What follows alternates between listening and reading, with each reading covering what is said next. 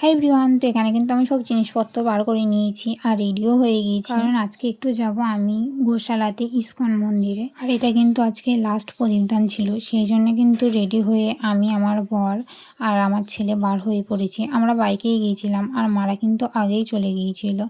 আর এই যে আমরা প্রথমে গিয়েই কিন্তু ঠাকুরের কাছে গিয়েছিলাম। এখানে কিন্তু নাকি এখন প্রত্যেক দিনই এমন ভিড় হচ্ছে, আজকে হয়তো একটু বেশিই ভিড় হয়েছে, কারণ আজকে লাস্ট সেই জন্য।